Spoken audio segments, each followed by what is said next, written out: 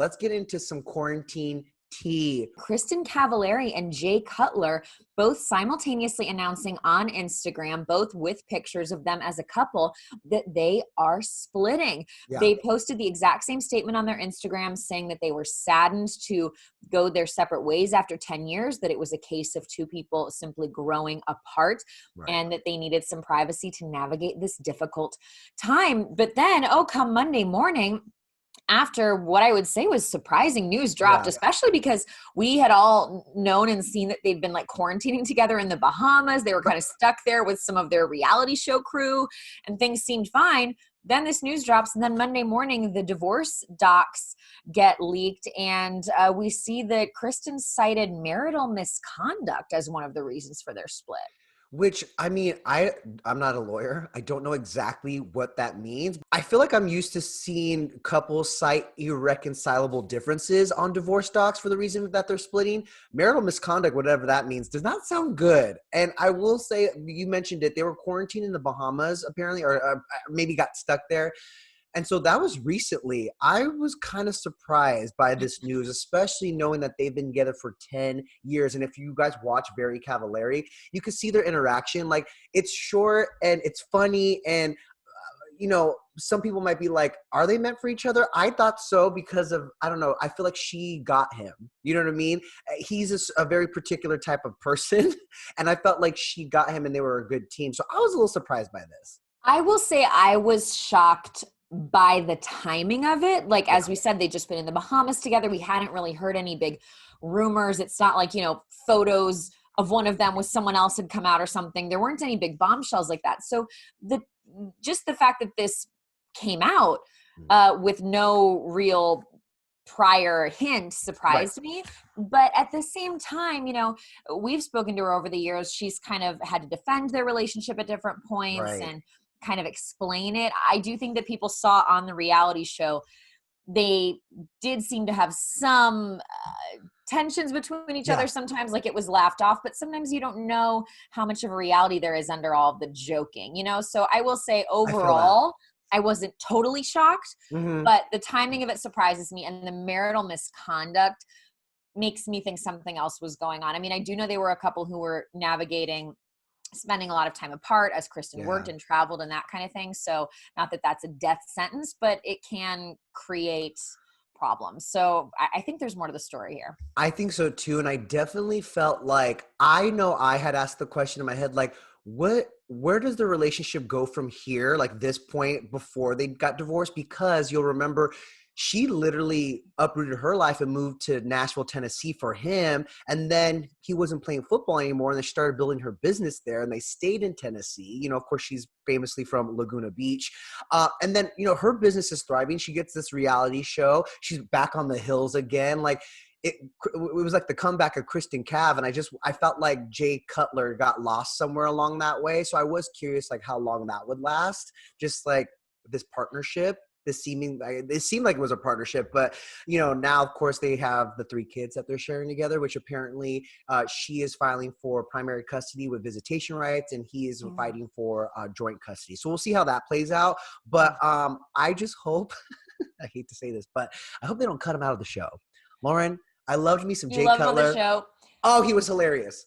Can I say I totally see them potentially being a Kourtney Kardashian, Scott Disick couple vibe, because Kristin Cav is mature. She is a businesswoman. She puts her kids in her business first. So I could see her allowing Jay back into the fold just because she's like, he's great for television. He's my kid's dad. Like, he needs to be around. And them having like a Kourtney Scott thing, like where he's still around even though they're not together, and they do still have that connection. I could see that happening. It might take some time because obviously with this marital misconduct and them both saying that it's with sadness, like I think they've got to heal a little bit, but I think your dream is possible. From your lips to the producers of E! Okay, we need to make that happen. He was the comedic relief. But let's get to another reality star, one who we haven't even seen on TV yet. Your girl, our Bachelorette, Claire Crawley, because she has a particular message for one of the suitors, huh? Yes, well, she did not directly name him, but here's the tea. So Claire Crawley, our very outspoken, wonderfully assertive, knows what she wants Bachelorette, tweeted that, hey, if you are going to be on Cameo and doing interviews and stuff like that, don't bother to come on her season. Now, she didn't name anyone specifically, but as we know, Claire's season of The Bachelorette has been totally halted in production by the coronavirus pandemic, as it should be.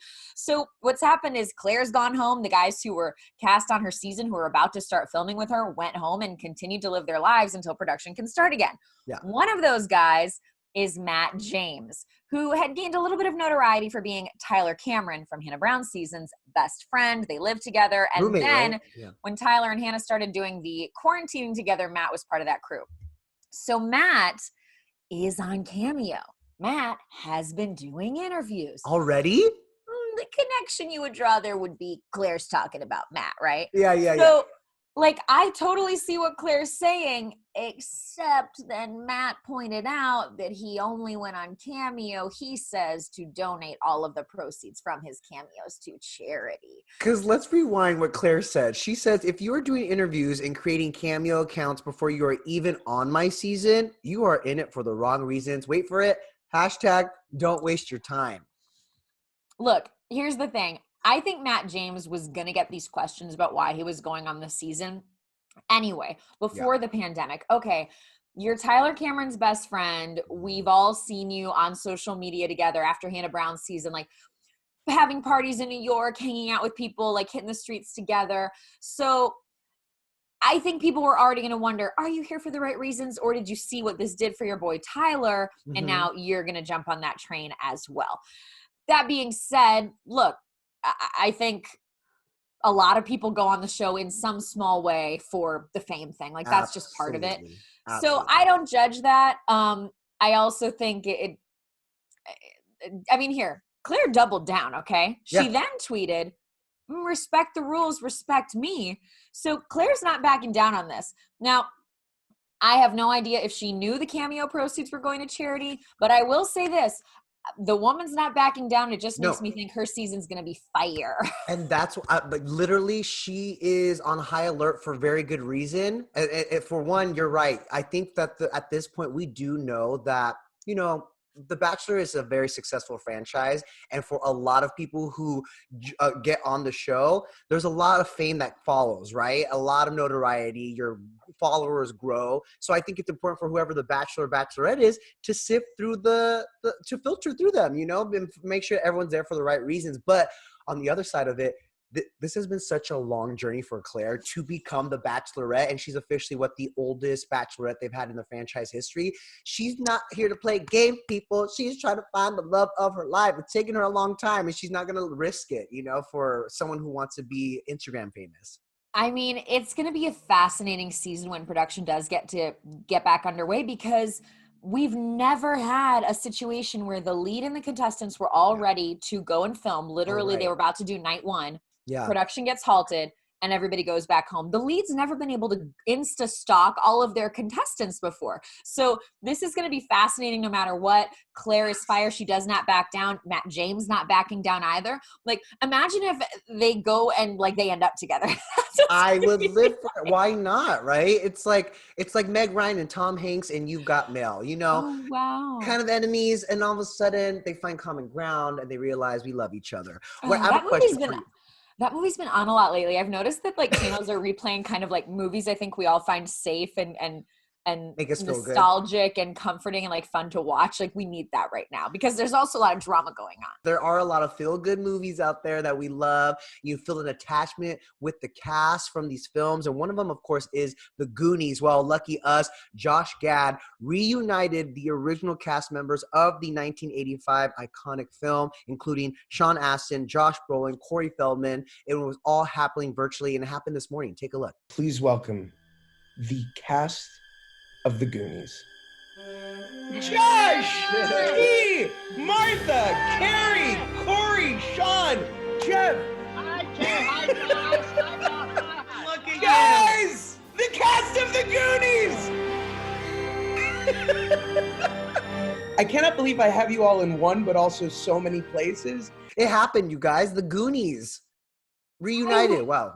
I love it because I don't know when, like, to me, that's such a silver lining coming out of all this, just because, quite frankly, these celebrities have the time to do this stuff. Like, you know, we ask a lot, like, why haven't you gotten back together? Do you guys still talk? And so much of the time, celebrities will answer those questions with, our schedules are crazy. We can't make it happen. And like, that's true. But now everybody got the time and you got the Zoom. So we're reuniting and it feels so good.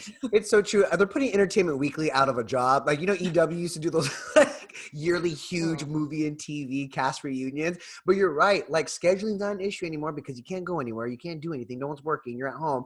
But why not do it? You know, especially for people like the Goonies in particular. That film was in 1985. Like, it's been years, I'm sure, since they all have shared a screen together or maybe got in touch. And I freaking love it. And it begs the question, like, because it's happening a lot. You're seeing a lot of cast members reunite virtually, some of them for charity and for a good cause. What's an iconic movie cast you would want to see finally reunite virtually? Okay, I've thought about this because of Brad Pitt's delicious recent cameos on John Krasinski's Insta show he does, and he did SNL over the weekend. Brad did. So, like, here's the thing. We now know that Brad is always capable of serving an amazing little moment. It doesn't have to be long, but he's going to slay. We know Brad has an iPhone, and we know Brad has the capability to film. We didn't necessarily know Brad could film at home before. He's not on any social media, okay? Nope. But we know however he's doing it, he's doing it. He's plugged in. He's plugged in. Another person who's not on any social media, Brad's good friend, George Clooney. Okay. I want to see an Ocean's 11 cast reunion. I want Brad. I want George. I want Matt Damon. I want those hot men. Julia peppered in with her beautiful smile. I want it. I live for that. And honestly, I can even see them doing maybe like a cold read of like maybe, you know, what's called a spec script for Ocean's 13 via Zoom. Like, I'm here for that. Yes. That's a great, and plus because I want Brad, now that Brad's on, Brad, bring George out. You know, we haven't seen George in a long time. Yeah. How is the mall? How are the twins? Get him out here. I want to see it. What about you? And we know that entire cast, by the way, they're like best friends. Let's do it, you guys. Hang out over Zoom for us, okay? This one I feel like is a no-brainer considering the number of cast members in this movie have already gone viral during quarantine. I'm thinking we need to get the Devil Wears Prada cast together. Listen, Stanley Tucci just went viral for making a Negroni. Yes. We have Emily Blunt, right, who is helping John Krasinski with his Some Good News and going viral in the process. She literally surprised that little girl who watched Mary Poppins Returns. And then Anne Hathaway participated in the Pillow Challenge, right? And then little did we know, this week, Meryl Streep went viral for boozing it up on Zoom. I need this cast back together. I think it would be brilliant. Yes. Oh my gosh. We have to talk more about Meryl Streep. But first, I just do want to point out, you're so right. They're already, they were a cast that loved each other too. I mean, Emily Blunt ended up introducing Stanley Tucci to her sister, Felicity Blunt, and they're married. Who was filming Stanley doing that Negroni video? Felicity Blunt. So it's brilliant. I mean, the John Krasinski could pop in. Oh, it'd be so wonderful. I just want them all to like have a drink, like get very dressed up and have a drink together. And how long has it been since we heard Meryl say, by all means, move at a glacial pace. You know how that thrills me. Move at a glacial pace. You know how that thrills me. Or she could be talking to her internet. There's just so many, like that movie is so easy to recite. Like those quotes are so iconic. I need to see it again. And I think it's time. Time.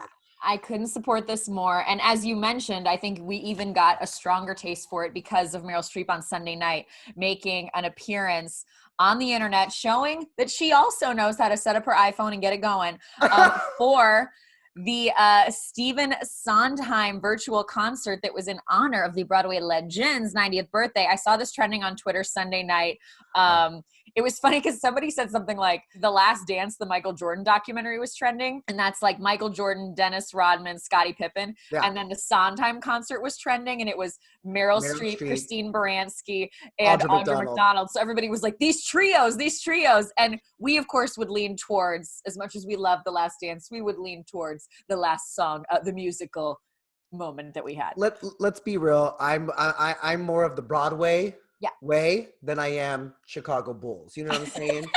And plus, they deserve an NBA championship for this performance. Let's take a quick look. Let's hear it for the ladies who lunch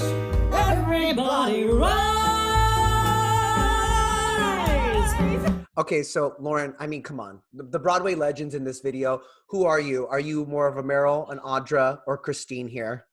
I mean, I think I'm a Meryl. I think we both are. I think we both are.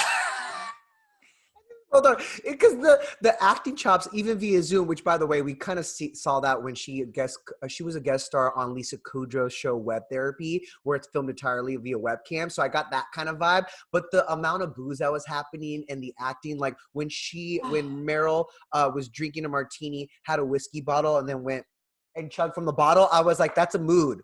It resonated with me. Meryl has always been able to bring the comedy even to the Broadway. You know what I mean? Like, yep. She brings that. It's like how at every awards show, you know, we always love to see what's in Meryl's purse because, you know, she's got a secret little flask in there. She was having a good time, okay?